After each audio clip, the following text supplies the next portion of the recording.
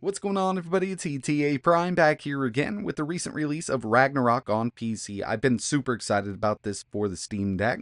I'll tell you right now, this game runs absolutely amazing on the Steam Deck OLED. And with these settings here that I'm about to show you, that I'm using here, we should be able to get a really smooth 60 FPS, well, more like 62 FPS. And it should work out pretty well on the LCD Steam Deck also. And with this port over to PC, the developers have implemented a lot of great technologies that are really going to help out performance here on the Steam Deck or basically any other handheld or laptop using an iGPU. I'm actually pretty amazed at how well this runs out of the box like it is. And of course, like most other PC releases we've been seeing recently, there will be some bugs here and there. I've seen some people online not being able to use NVIDIA's frame gen with DLSS on NVIDIA cards, but luckily we've got an AMD system here. And we know the Steam Deck isn't the most powerful handheld on the market, but to see it running at 60 FPS on this device with a really clean picture here is pretty impressive to me. So in this video, I wanted to show you the settings that I'm using, and if you're using something totally different, let us know your settings in the comments below.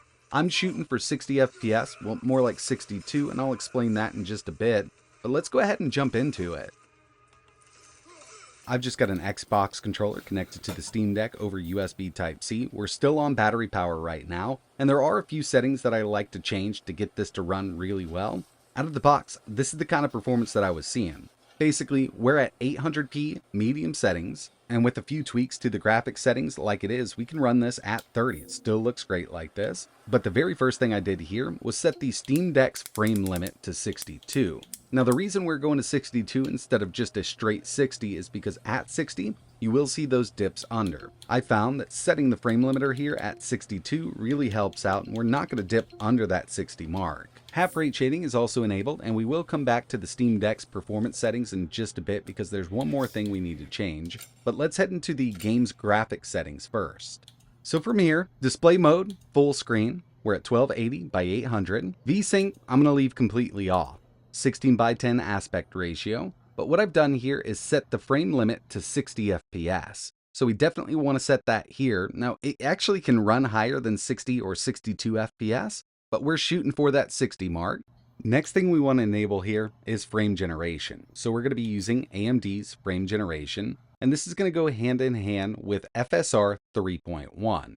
From this option, you can actually experiment between performance, balanced, or quality. Personally, I like performance mode. That's just going to give us the best performance here. Ultra performance really does mess up the image quality. But to tell you the truth, on the OLED screen here with the Steam Deck OLED, going from balanced to performance really doesn't make too much of a difference. It still looks really good here on this smaller display. We're going to leave the graphics settings at medium, but we will need to come back and change these. We're going to have to go down to low to get over 60 with this on the Steam Deck OLED. But now you can see instead of running this at 28 to 30 FPS, we're up in the 40s right now, but we can get a lot more out of it.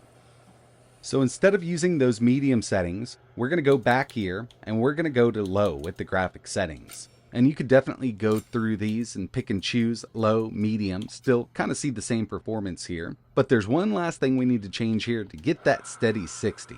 And it really comes down to the Steam Deck's GPU clock. Setting a static GPU clock with AMD's frame gen on these iGPUs is exactly what I like to do. I think it's definitely the way to go. Right here you can see just it down under 60, and that's because we don't have it locked. If we head into our performance settings, maximum GPU clock, I go up to 1600, but you can go anywhere from 1200 to 1600. Now, if we give it a few seconds here, we're going to get that steady 62. And again, we went to 62 because if we have it at 60, it dips under. I mean, your eye really can't tell, but I still wanted it over that 60 mark. But with it set up like this, it runs amazingly on the Steam Deck OLED. And I've actually already played through this on the PS5. I really wanted to pick it up again for these handhelds, and I'll be doing some testing with the ROG Ally X. And let me know in the comments if there's any other handhelds you want to see this running on.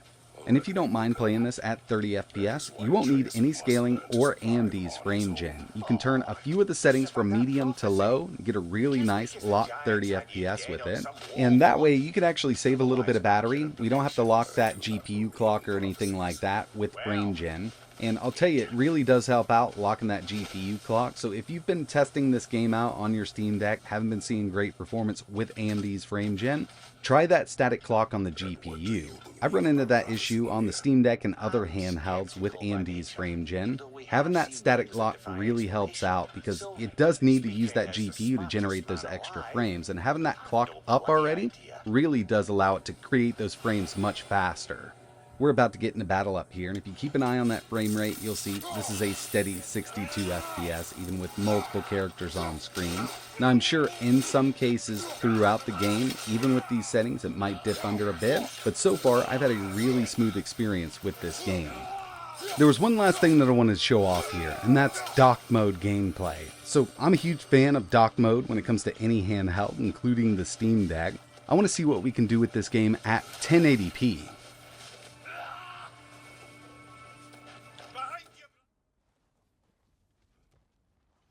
And it's actually not that bad. We're not going to get a steady 60 out of it, but with a few tweaks here and there, you could definitely run this at low, medium mix, 45 FPS at 1080. And yeah, I mean, so far it's actually not too bad. Heading into the settings, 1920, 1080, 16:9 aspect ratio, obviously. We are using AMD's frame gen, and I turned the limiter completely off. AMD FSR 3.1 is at performance, and our preset is low.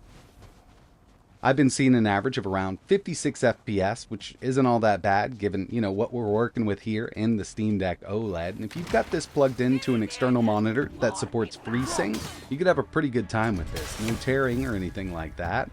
And I'll tell you, I haven't tested this on any other hardware just yet. I will be installing this on my main gaming PC. I really want to see what this looks like completely maxed out at 4K. I really picked it up for these handhelds, but yeah, I mean, even just going into dock mode with the Steam Deck, you could play through this game just like it sits. But you could definitely drop this down to 900p and still play through the whole thing. So far, I've been having a really good time with God of War Ragnarok on the Steam Deck, and like I mentioned, if you want to see this running on any other handhelds, I will have an ROG Ally X video coming up soon, so definitely mark that one off your list. It's coming up in the next day or so. But if there's any other handhelds out there, x86, let me know in the comments below, and we can definitely do some testing over there.